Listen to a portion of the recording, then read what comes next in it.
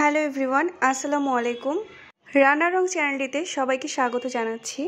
আমি আমার চ্যানেলের লাস্ট ভিডিওতে আপনাদের সাথে একটি স্যাফরন গোট মিল্ক সোপের আনবক্সিং ভিডিও শেয়ার করেছিলাম।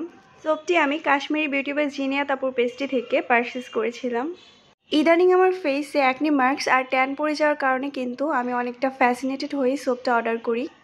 গত ভিডিওতেই কিন্তু আমি এই সোপটিকে দুভাগে ভাগ করেছিলাম, যার এক টুকরা আমি সোপের বক্সে রেখে দিই আর বাকি এক টুকরা আমি আমার অন্য একটা সোপের বক্সে রেখে ওটাকে ব্যবহার করেছিলাম।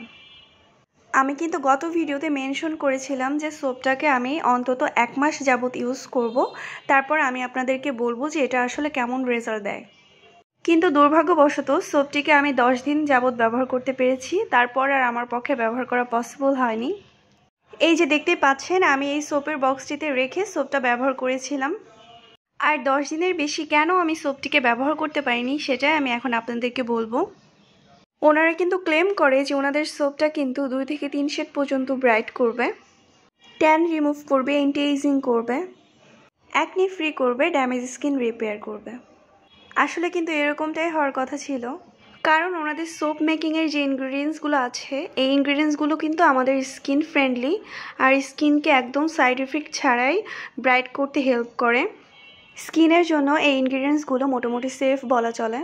ওনারা আরও ক্লেম করে থাকে যে ওনাদের সোপে নাকি 1%ও ক্ষার নেই, কিন্তু এই মুহূর্তে আমার কাছে পিএইচ টেস্টার বা লিটমাস পেপার নেই। থাকলে আমি অবশ্যই আপনাদের টেস্ট করিয়ে দেখিয়ে দিতাম। ফার্স্ট যখন আমি এই সোপটা আমার মুখে ব্যবহার করি তখন সোপটা দেওয়ার পর আমার মনে হচ্ছিল যে আমার স্কিনে কেমন যেন বার্নিং টাইপের একটা সেন্সেশন হচ্ছে। আমার ফেসে কিন্তু কোনো ধরনের কোনো অ্যালার্জিক প্রবলেম নেই, একদম নর্মাল টাইপের স্কিন। তবে ডে 2 থেকে কিন্তু আর এরকম সেন্সেশন হয়নি। তবে আমি একটা জিনিস নোটিস করলাম যে সোপটা ব্যবহার করার পর কিন্তু আমার স্কিনটা অনেক বেশি টানছে।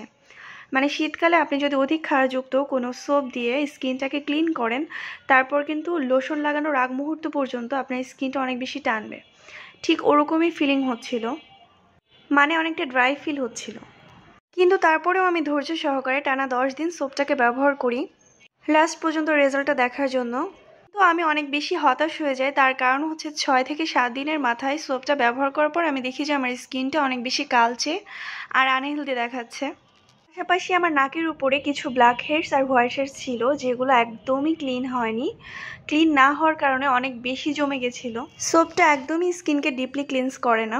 সোপটা তো আমার স্কিনটাকে একদম ব্রাইট করেইনি, উল্টো আমার স্কিনটা অনেক বেশি ড্যামেজ হয়ে গেছে। টানা 10 দিন সোপটা ব্যবহার করার পর আমার স্কিনটা অনেক বেশি রাফ হয়ে যায় আর অনেকটা র্যাশের মতো ওঠে, যার কারণে আমি আর সোপটাকে কন্টিনিউ করিনি। আসলে ওনাদের অ্যাডভার্টাইজিং পলিসি অনুযায়ী সোপটা সেরকম কাজ করেনি। আমার কাছে যদি কেউ আস্ক করেন সোপটা কেমন লেগেছে, আমি বলবো আমার কাছে ভালো লাগেনি। আর যদি কেউ অতি উৎসাহী হয়ে সোপটি নিতে চান তাহলে একবার ব্যবহার করে দেখতে পারেন। অসংখ্য ধন্যবাদ শেষ পর্যন্ত ভিডিওটি দেখার জন্য। আল্লাহ হাফেজ।